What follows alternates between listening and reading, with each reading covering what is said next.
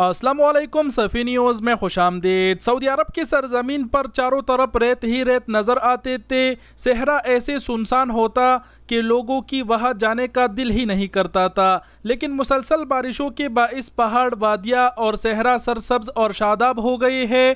पहाड़ों और सहराही इलाकों में हद निगाह हरियाली नज़र आ रही है। खुशगवार मौसम और हरियाली के बाइस कैंपिंग के शौकीन अफराद के बड़े तादाद हरियाली सहराहों का रुख कर रहे हैं। हरियाली पर मुश्तमिल कुछ वीडियोस मौसूल हुए हैं, आप लोग मुलाहजा कीजिए।